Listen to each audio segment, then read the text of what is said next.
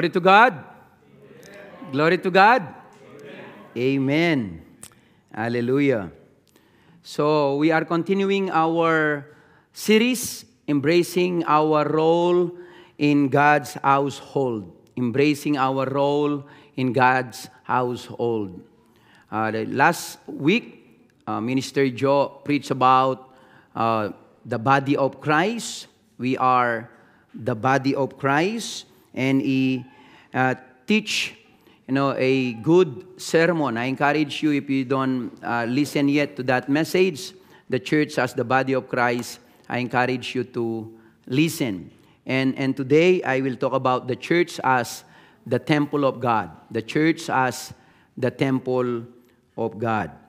Open up your Bible with me, please, in the book of Ephesians, or the epistle of the Apostle Paul to the Ephesian church. Ephesians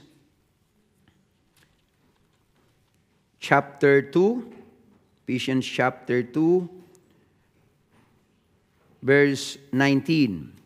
Now, therefore, you are no longer strangers and foreigners, but fellow citizens with the saints and members of the household of God. You are a member of the household of God. We are one big family. Hallelujah. Every believer, every born-again Christian is a member of the household of God. We are the dwelling place of the Holy Spirit of the living God. We are the temple of the living God. Let us pray for the word. Father, thank you for your word. I pray for fresh revelation. Holy Spirit of the living God, open the eyes of our spiritual understanding, that we may understand your word, that we may see wonderful things from your word today. Open the ears of your people, their spiritual ears, that they may hear your voice, the still small voice of the Holy Spirit. And prepare our hearts, prepare their hearts. Make our hearts a good soil, ready to receive the word of life, the seed of the word, so that it will germinate, so that it will produce fruit in our lives, 30-fold, 60-fold, and 100-fold return for the advancement of your kingdom and for our transformation. Lord, I give you all the glory and honor for the anointing, for the anointing will make the difference. In Jesus' name, amen and amen. It is the desire of our God to dwell in our midst, in the midst of His people. See, when God created Adam and Eve, He fellowshiped with them closely. He walked in the cool of the day. He walked in the garden. He walked in their midst. And they fellowshiped with Him.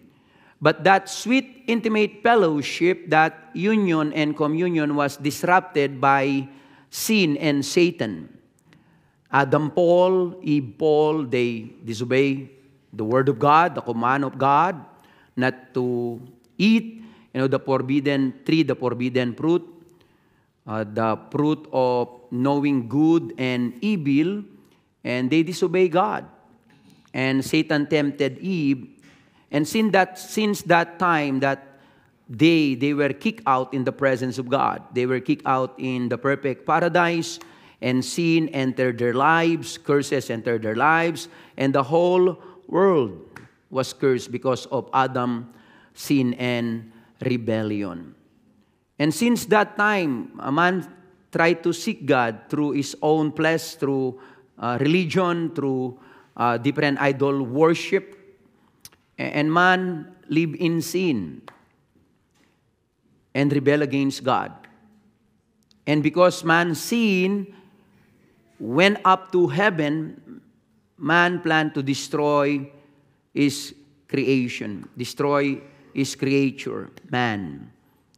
But he saved one family, Noah, and his family. And he started all over again from that one family. And then man sinned again. And God chose the patriarch, Abraham, Isaac, and Jacob. And He revealed His purpose, His plan. He made covenant with them. And He wants them to have covenant with Him, relationship with Him. Fast forward, they grew and multiplied. They became slaves in Egypt. They were in bondage in Egypt for many years. And then God raised up Moses, the deliverer, the freedom fighter. And He gave him instruction to bring out His people from Egypt, a symbol of sin, a symbol of the world, so that they can worship Him. And God started communing with Moses, revealed His plan and His purpose, and He gave him a direction to build a tabernacle because God and His people were so distant because of God's holiness. When Moses communing with God, he communed in Mount Sinai, right? And yet God gave him instruction to build a tabernacle. And this is the tabernacle of Moses in the wilderness. See, during the night, God revealed Himself or manifest Himself. Show that tabernacle, please, through the pillars of fire. And during the day, God showed Himself through the pillars of cloud. This sacred place is where God Himself intends to dwell. And this place will come to be known the tabernacle. Up to this point, the place to meet God has been up on the mountain, far from the people. But God desires to be close to His people, to abide right in their midst. He wants to tabernacle in their midst. So that is the Old Testament setup of the tabernacle. Fast forward, before I will go to the present, let me pass forward to the future. It is always the desire of God to dwell in the midst of His people. Now open up your Bible with me in Revelation, the book of Revelation, chapter 21. You can see from the past and also from the future, and then I will talk to the present. That God's desire is to tabernacle among His people. Revelation 21. This is John the beloved, the Apostle John, saw this vision in heaven in glory. Now I saw a new heaven. Say it with me, new heaven. And a new earth. See, this earth where we live in is apocalyptic. It will be destroyed. I'm telling you, this is just temporary. Because Jesus is preparing a new heaven and a new earth. For the first heaven and the first earth had passed away. Also there was no more sea. Then I, John, saw the holy city. Say it with me, holy city. Why? Because God is holy, right? Holy city, New Jerusalem, coming down out of heaven from God, prepared as a bride adorned to her husband. And I heard a loud voice from heaven saying, Behold, the tabernacle of God is with men, and He will dwell with them. This is God's purpose. This is God's ultimate purpose, to tabernacle among us. And He will dwell with them, and they shall be His people.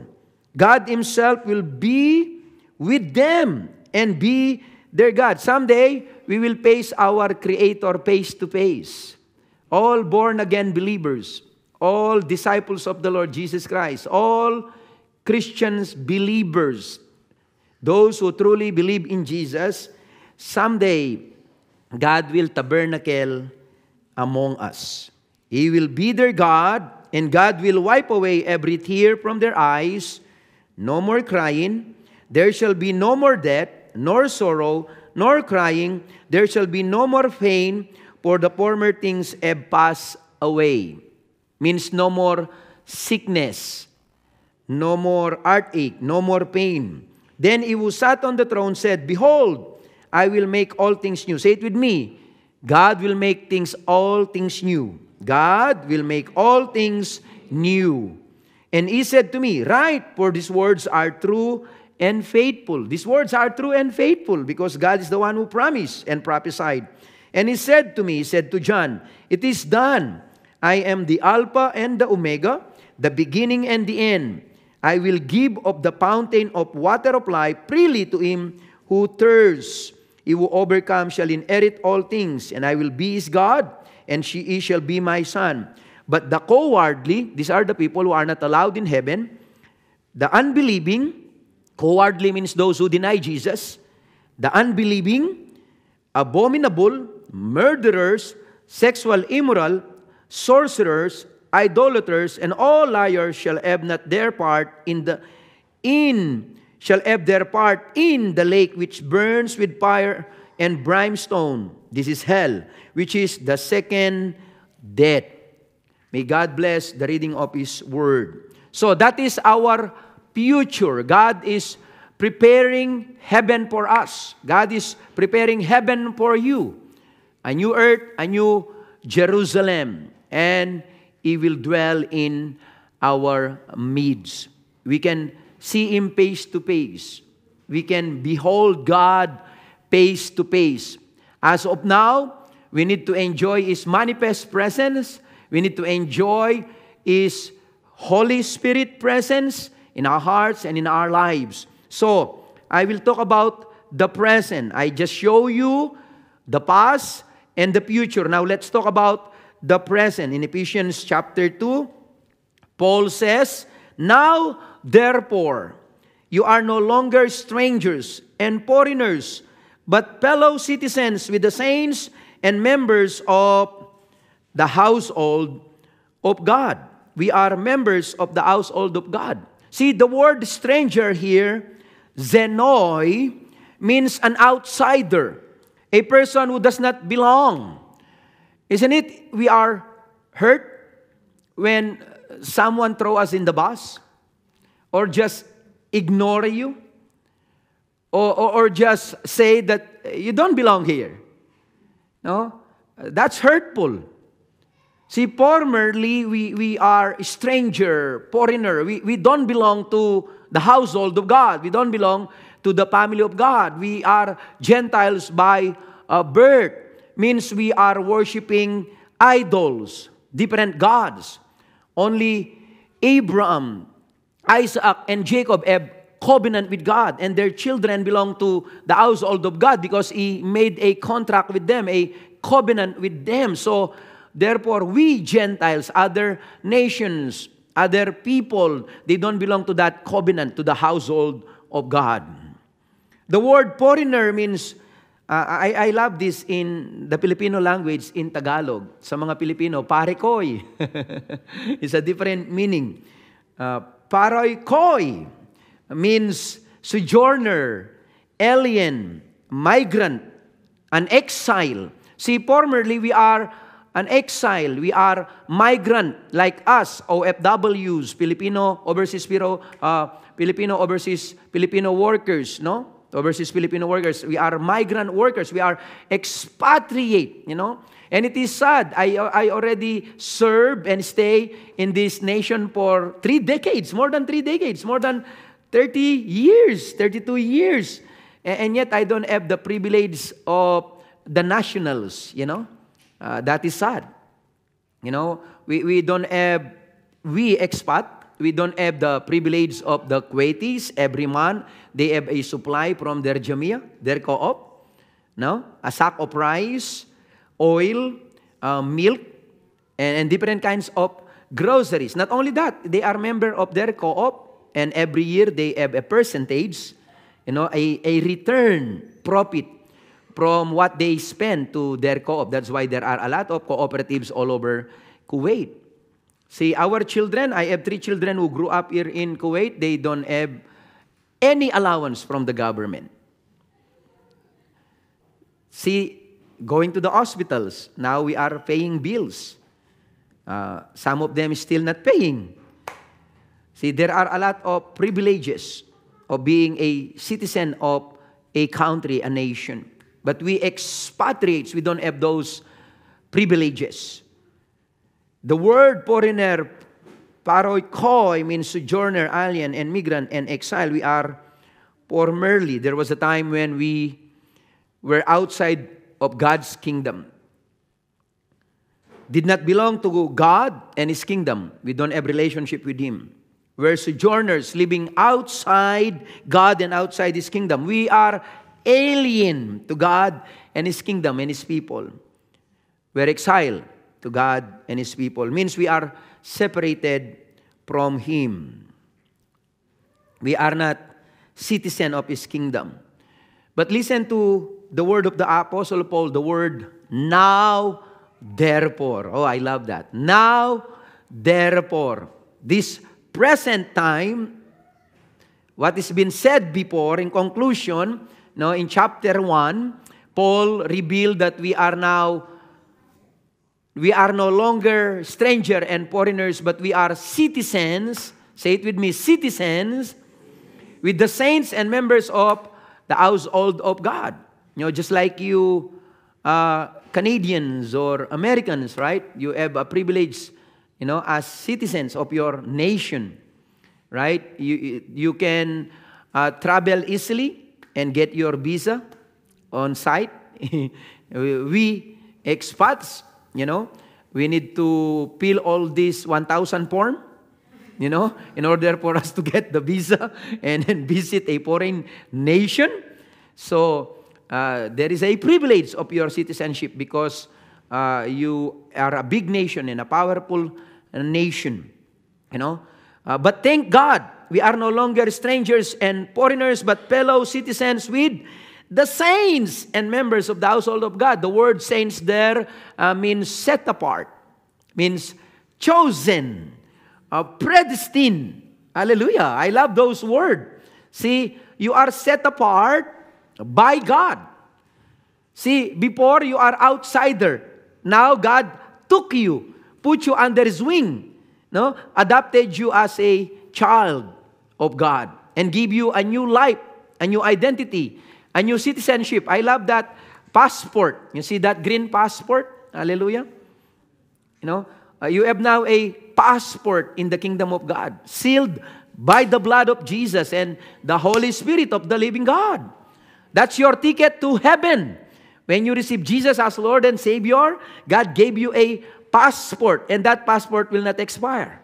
Some nation, they have only 5 years and 10 years, you know. That is eternal passport. Hallelujah. The passport that Jesus gave us, sealed by the blood, sealed by the Holy Spirit of the living God. Hallelujah. I am no longer outsider. You are no longer outsider. We are no longer foreigners, but we are fellow citizen of the household of God, of the saints, set apart, chosen, predestined. Hallelujah. I want to break those words. See, set apart for God's glory means make holy, make you a saint. Hallelujah. By the righteousness of Christ that is imputed in you. And then you are chosen for a purpose. What is that purpose? To build the household of God, to build the kingdom of God. Be part of the building project of Christ. Hallelujah. Amen. Chosen. Predestined to go to heaven. Predestined for eternity. Hallelujah. Predestined for something great. Are you with me here? Predestined to be victorious. Hallelujah. Predestined to be fruitful. Are you with me? Hallelujah. You need to understand who you are. You are a saint. Hallelujah. Saint of God. We are now fellow citizens with all God's people. We now have a home and all the rights of citizenship in God's kingdom.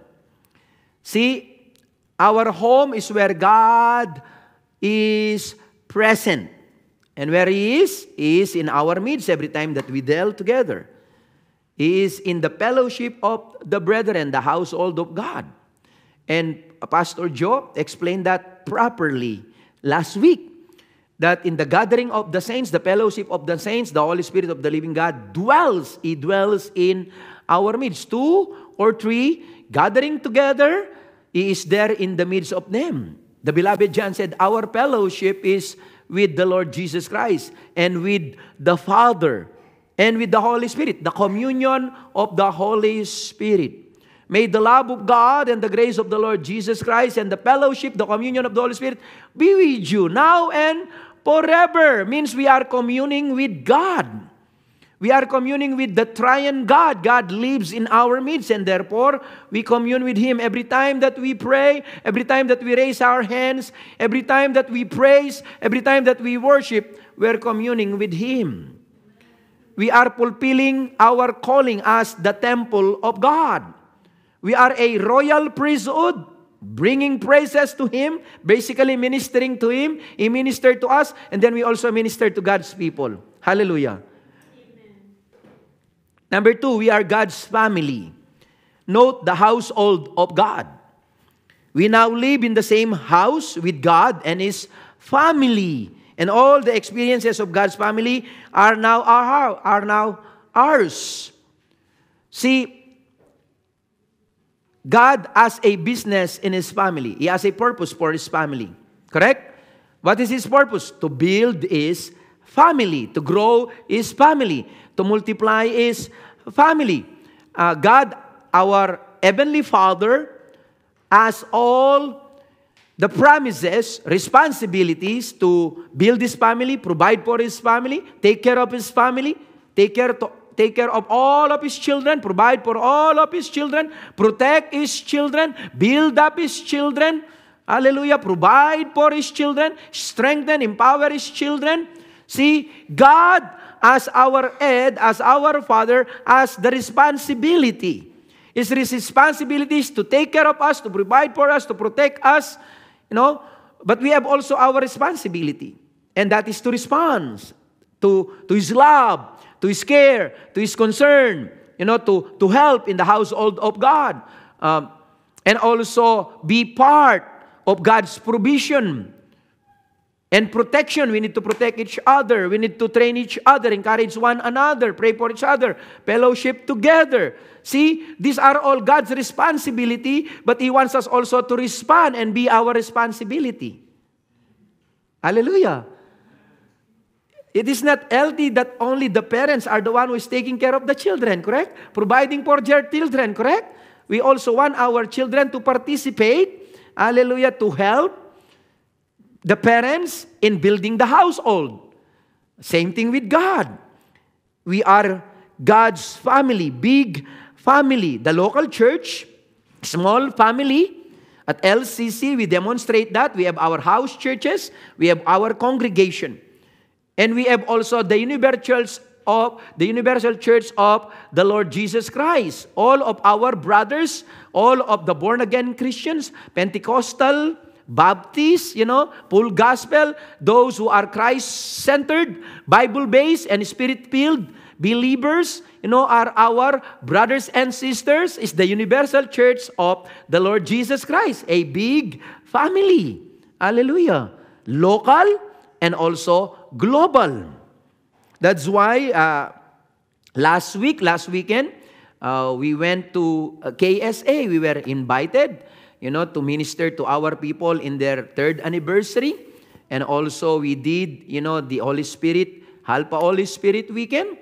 And the Holy Spirit moved powerfully. There is an outpouring of the Holy Spirit. If the Holy Spirit is moving in our midst, He also moved in their midst. Why? Because our God is omnipresent. Hallelujah. Every time that His people gathered together in worship and in praise and in prayer, hallelujah, He will reveal Himself into their midst. Hallelujah.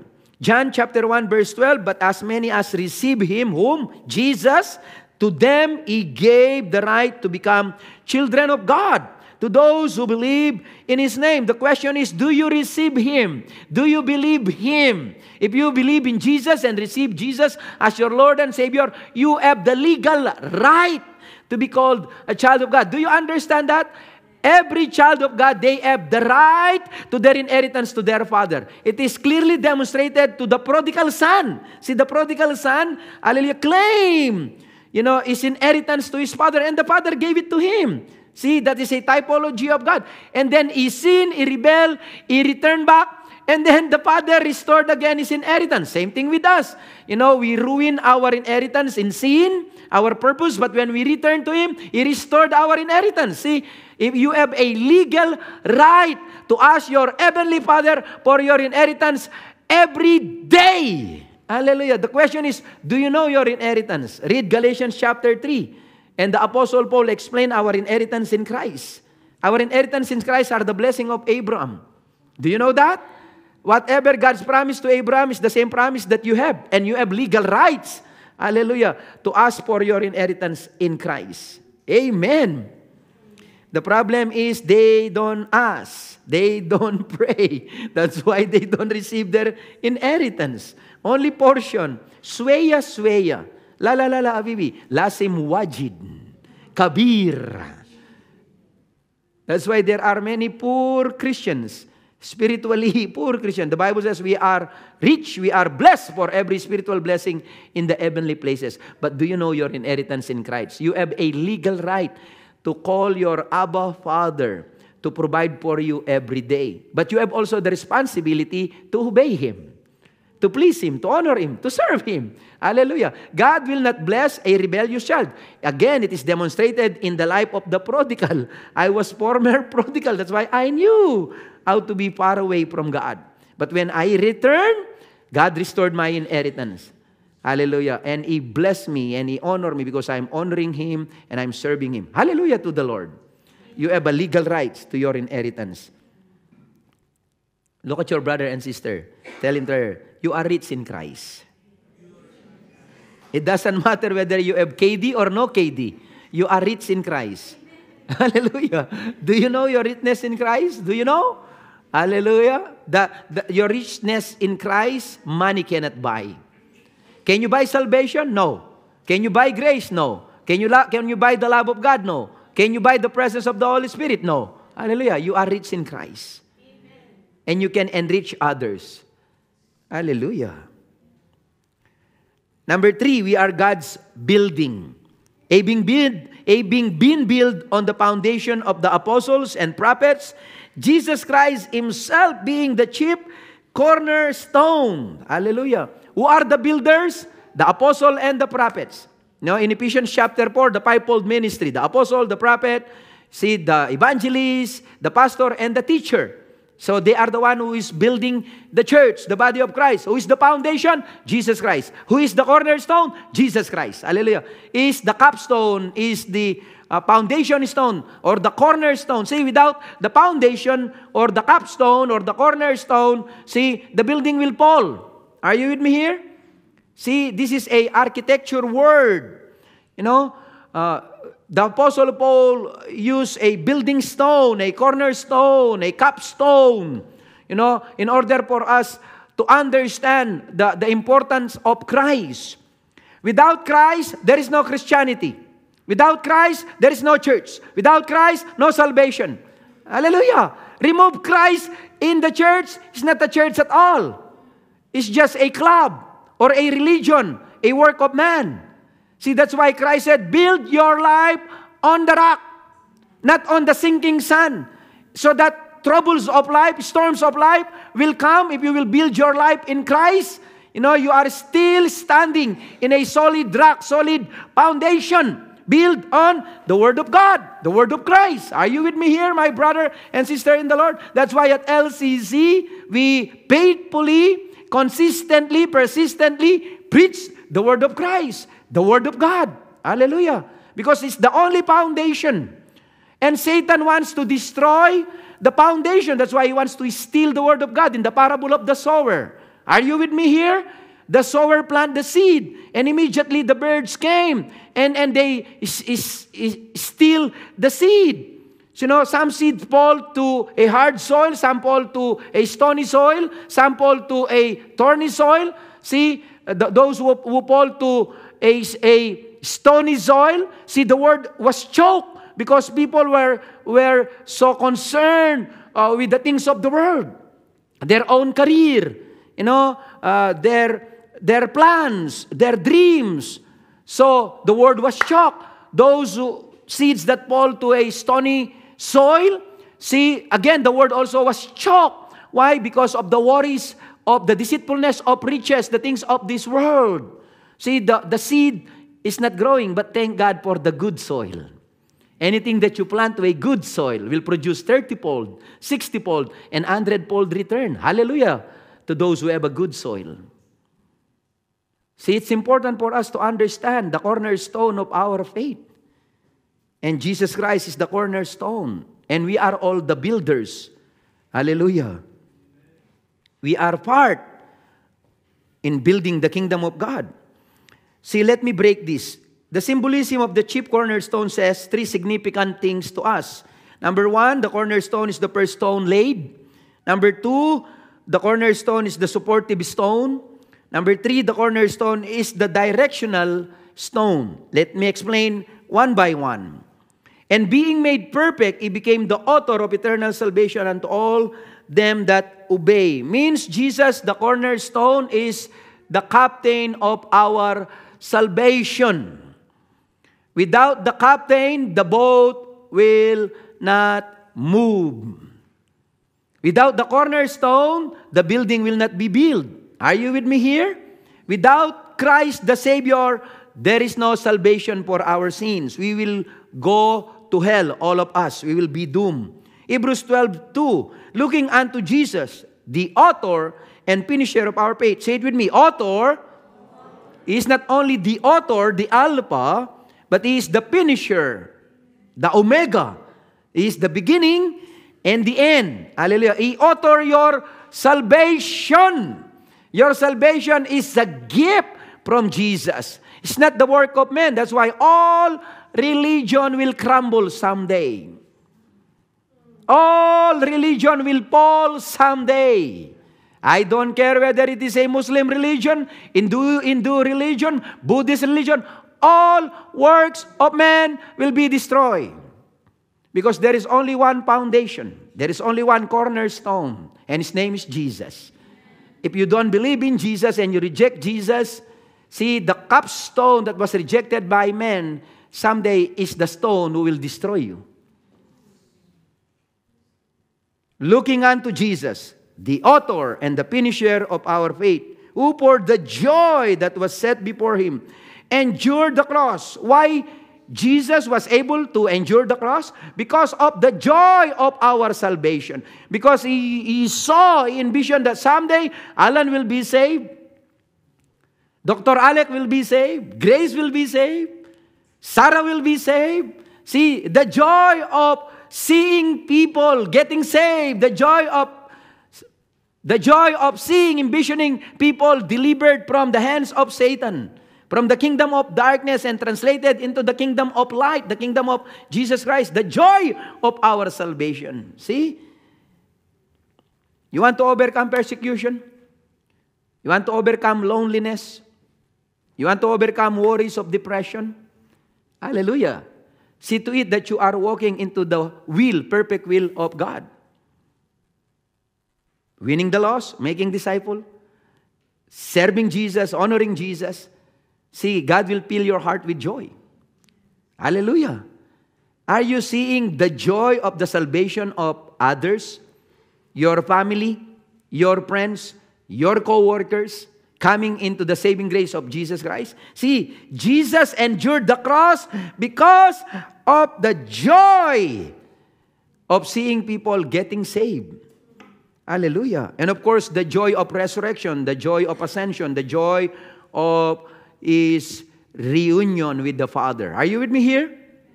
And the joy of people who are getting saved. Despising the shame and is sat down at the right hand of the throne of God. Hallelujah. The cornerstone is the first stone laid. All other stones are placed upon it and held by it. They all rest upon Jesus or it. The cornerstone is the preeminent stone in position and in power. I want to repeat that.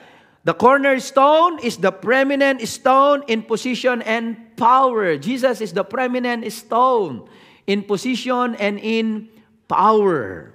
So it is with Christ is the support and the power and the foundation of God's kingdom. Jesus Christ is our chief cornerstone. Hallelujah. Jesus Christ is the chief cornerstone.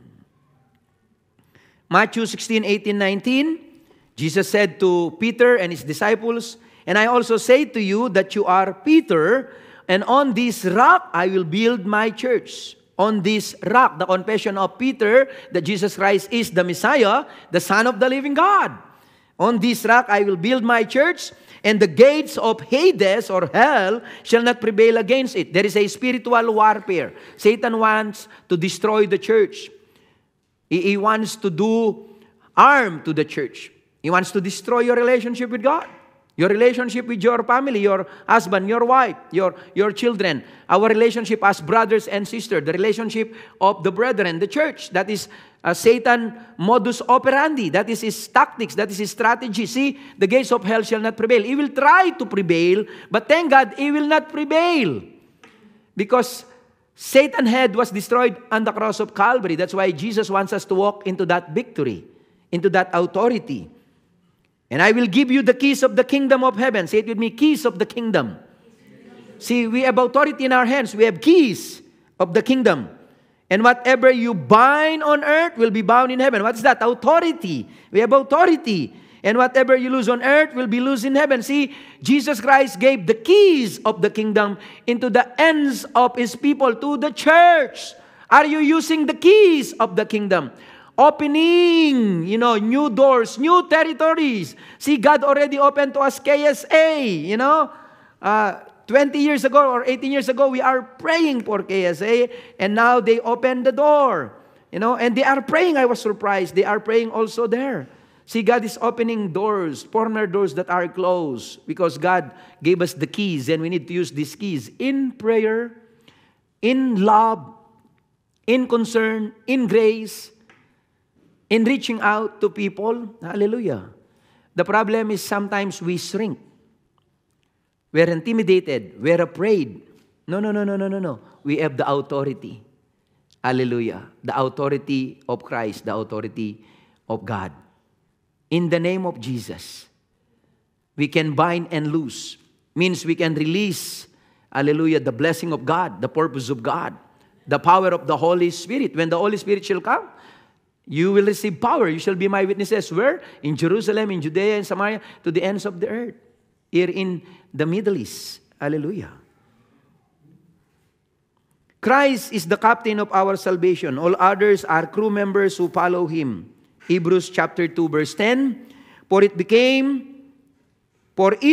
Him for whom all things, and by whom all things, the word all things, in bringing many sons unto glory, to make the captain of their salvation perfect through suffering. See, Christ is the captain of our salvation. And the captain gave us the command, go and make disciples of all nations. Go and preach the gospel to all creature. He gave us marching orders to be His witnesses to the ends of the earth. Are you fulfilling the command of the captain of your salvation? We are Christ's army, basically. We have a soldier in the house. He knew what I am talking about. Hallelujah. As a good soldier, before you complain, you obey first your commanding officer, isn't it? Hallelujah. The problem of many Christians, they complain first, they argue first, before they obey. These are not real soldier. Real soldier, say, yes, Lord, yes, Lord, yes, Lord, yes, Lord, yes, Lord. Hallelujah. And when you obey, you will see the result. You will see miracles, signs, and wonders.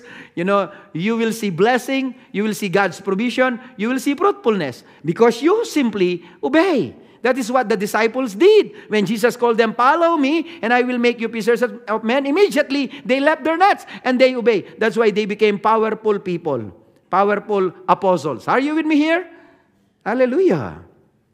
Christ is the captain of our salvation. Christ is the author of our eternal salvation and our faith. All others are servants, builders. Letter B, the cornerstone is the supportive stone. Christ is the head cornerstone, the only true foundation upon which man can build. All will crumble who are not laid upon Him.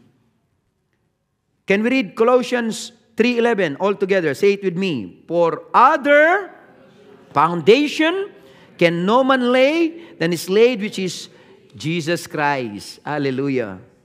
See, that is the illustration. That photo. See, Jesus Christ is the cornerstone, and other stones was laid upon Jesus Christ. They are supportive stone. The pillars are the leaders, and the other stones are the members. Letter C, the cornerstone is the directional stone. The directional stone, left and right, and also upper. It is used to line up the whole building and all the other stones. It can be called the instructional stone. Upon all upon it all the lines and instruction of the building are based. So, it is with Christ. He is the person who gave and gives the direction and instruction to God's people. We, the church, are to build our lives upon His instruction and instruction only. That's why, we are built from the doctrines, the teaching of the Scripture, of the apostles and the prophets, and the pastors and the teachers and the evangelists. Hallelujah. That's why at LCC we offer a lot of trainings.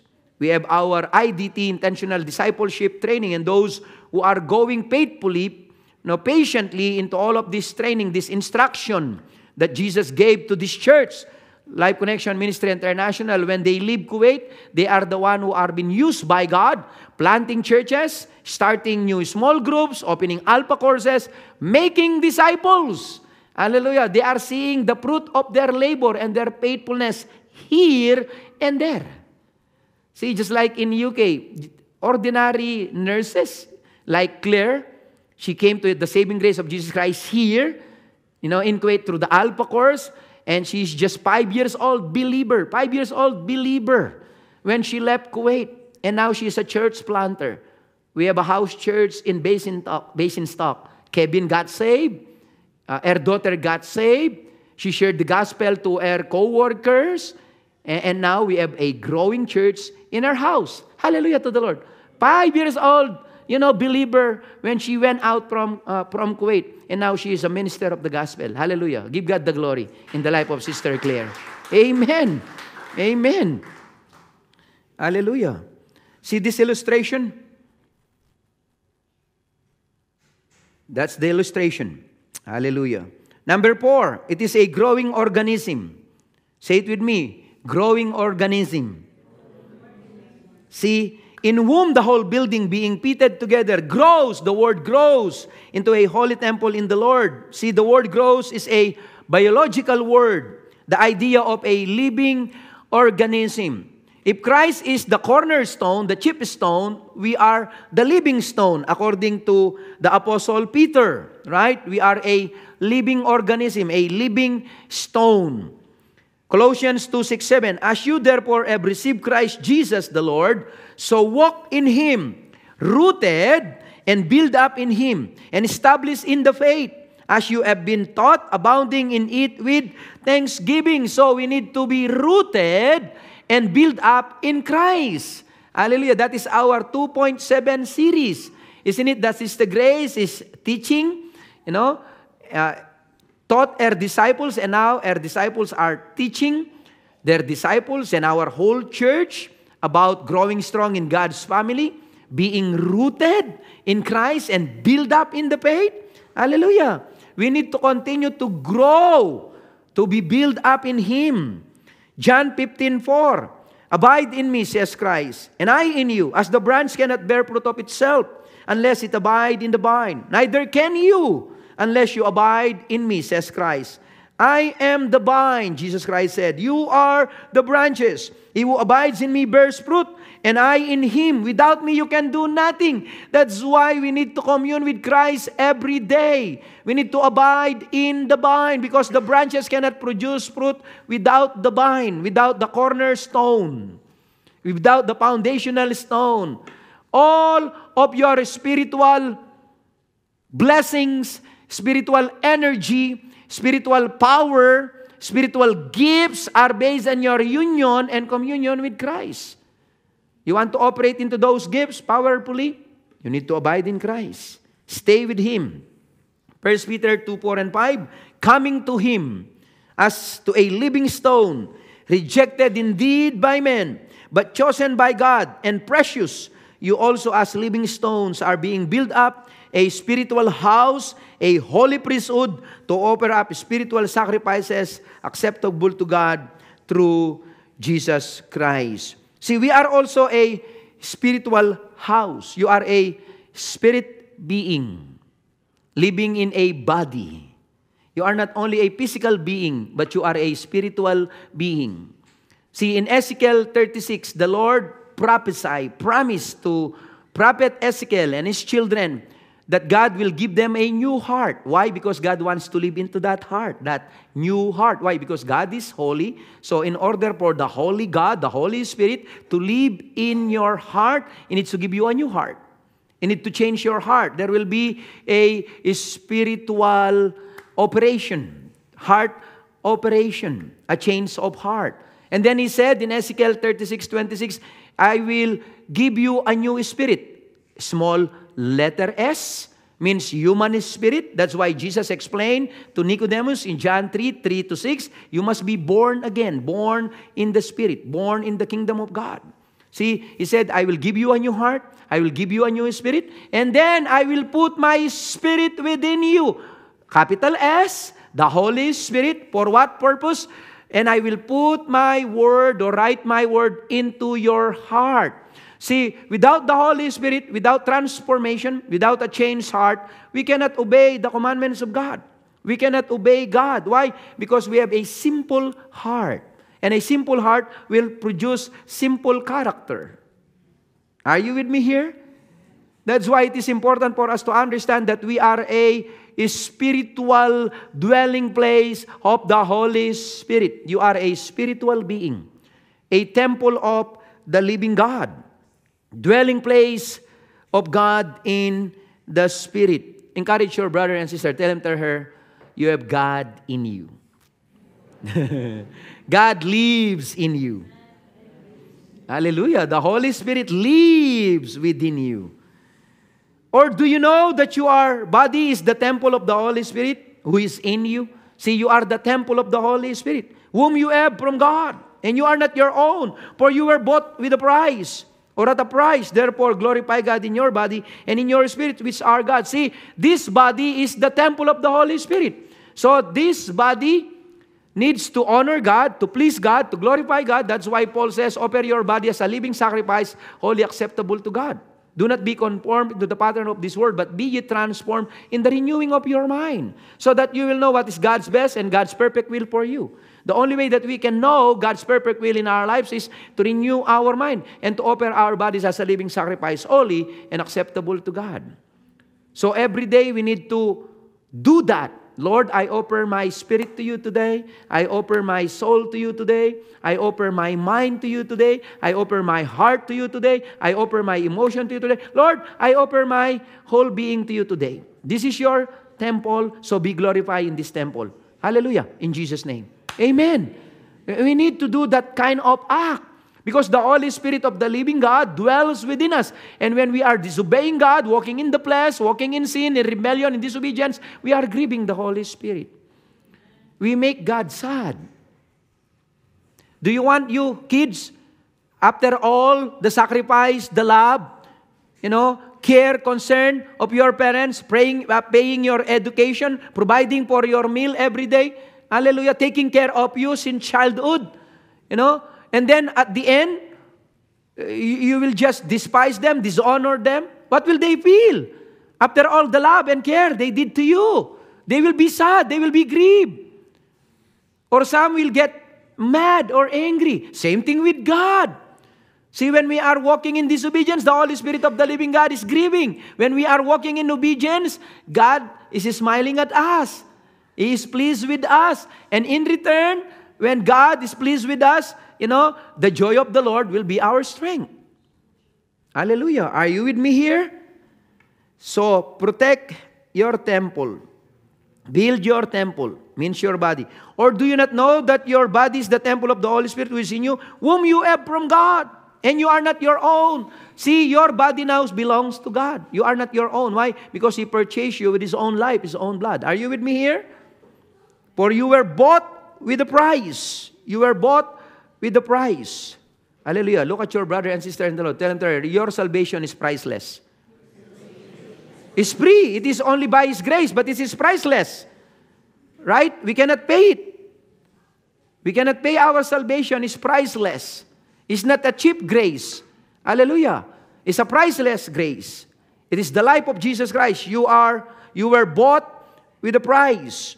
So because you were bought with a price, so therefore, in conclusion, therefore, glorify God in your body and in your spirit.